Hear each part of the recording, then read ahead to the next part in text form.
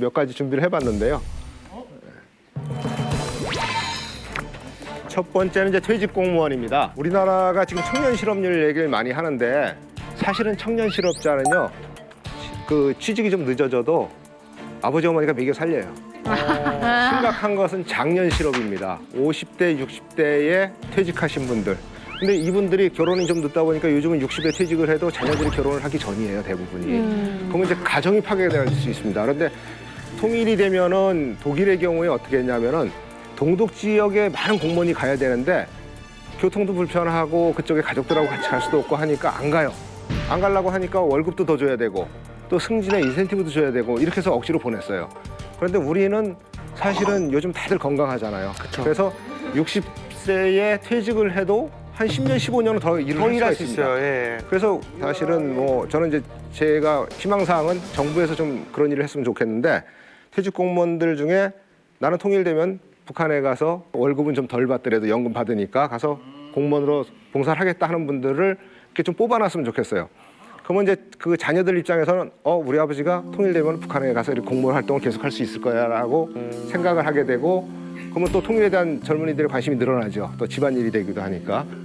그리고 전체적으로 이분들에 대해서 계약직으로 뭐 5년, 10년 이렇게 하면은 통일 비용을 줄일 수가 있죠. 월급을 더 덜 줘도 되니까. 그리고 또 한 가지 중요한 것은 이건 뭐 공무원뿐만이 아니라 사실은 이제 그 기업 경영을 해보신 분들도 북한의 여러 가지 기업소들에 이렇게 가서 그걸 맡아가서 하게 되면은 그분들 많이 필요할 겁니다. 두 번째는 이제 각종 건설 분야 전문가들입니다. 사실은 이제 가장 일자리가 많이 창출될 수 있는 부분은 북한 전체 이제 국토 개발을 해야 되죠. 이제 도로, 철도 다 깔고 그다음에 주택 건설 새로 해야 되고 발전소 져야 되고 이런 건설 분야에 그 일자리가 엄청나게 많이 늘어날 겁니다. 그리고 사실은 이런 건설 분야의 일을 하려면은요, 이 부동산이 정리가 돼야 돼요. 북한 전역에 있는 토지를 사실은 측량을 다시 하고 지적도를 만들어야 돼요. 그럼 측량 기사들이 엄청나게 필요합니다. 그걸 다 일일이 지적도를 새로 그려야 되니까. 그리고 이것을 토지대장에 넣을 때 뭐가 필요하냐면은 그 토지의 가격을 또 써놔야 돼요. 토지대장 만들 때. 그럼 이제 감정평가사들이 또 엄청나게 그 일을 해야 됩니다. 고급 그 전문가들이 많이 필요한 거죠. 여기서 잠깐 북에다가 자기 집을 놓고 오거나 땅을 놓고 온 사람들이 통일이 되면 그거를 찾을 수가 있을까요?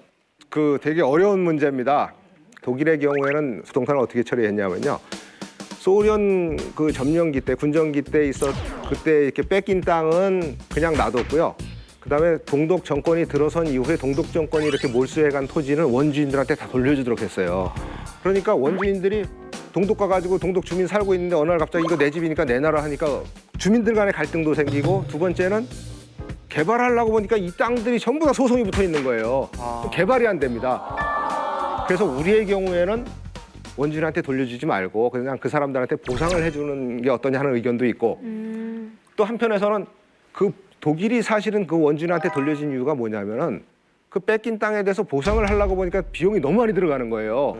그래서 보상을 못 해주고 돌려주기로 했는데 그럼 통일 비용 이게 땅값을 어디서 마련할 것이냐가 문제가 되니까 돌려줘야 된다. 그리고 그게 우리 헌법 그 사유재산권 보장제도에 맞다 이런 주장도 있고 또 일부에서는 야 무슨 소리냐 이렇게 오랫동안 분단돼 있었는데 다 무시해버려라. 그냥 북한 주민들 이용하는 대로 다시 정리를 해서 국가가 그 실제로 점유하고 이용하는 북한 주민들한테 불화를 해주자 그냥 이런 견해도 있고 그렇습니다. 그래서 아직까지 정부에서 뭐 그것을 통일되기 전에 우리 정부 입장이 이렇다 하고 발표할 수가 없어가지고 각 그 안의 장단점에 대한 분석만 계속 하고 있는 상태고요. 최종적으로 결정이 나지 않았습니다.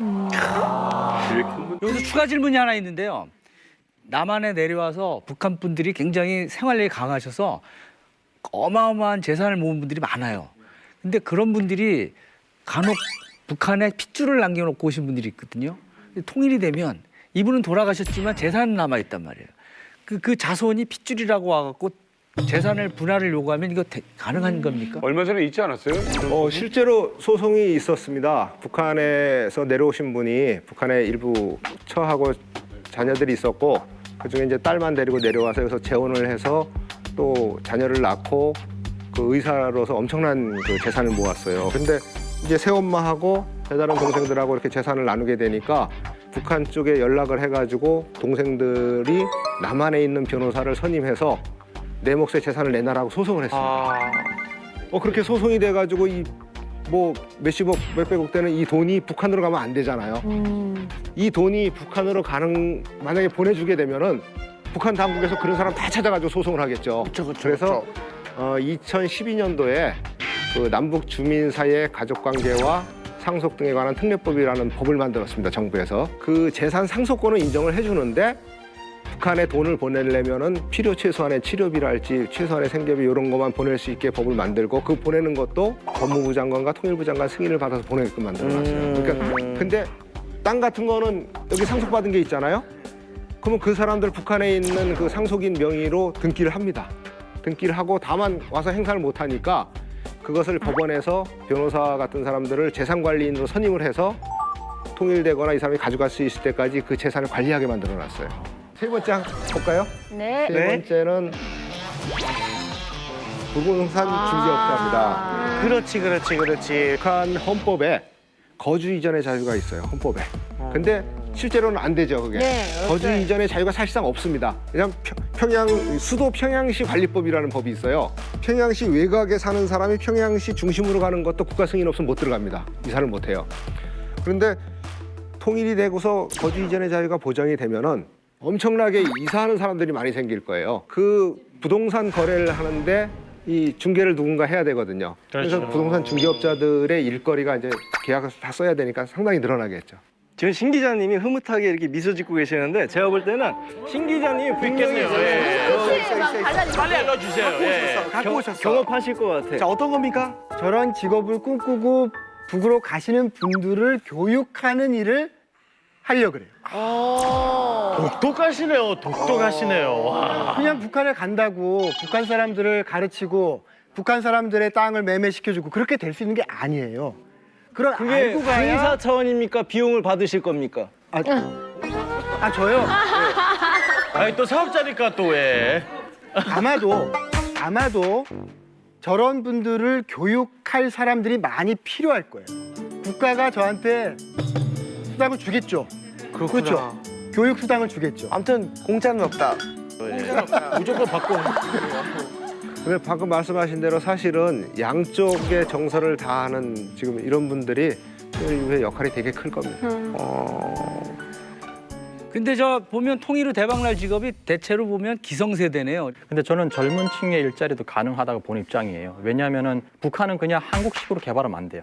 왜냐하면 4차 산업에 맞게 좀 스마트 시티로 저희가 개발을 해야 되거든요. 그렇게 했을 때 지금 젊은이들 공대 다니는 친구들, 이런 친구들이 뭐 AI라든지 그리고 스마트 시티에 맞게 그 친구들이 창업을 많이 하고 있잖아요. 북한을 만약 스마트 도시화를 시킨다 그러면은 전 세계 수많은 그런 기술들이 북한으로 들어와서 테스트 베드처럼 쓸 수 있는 거죠.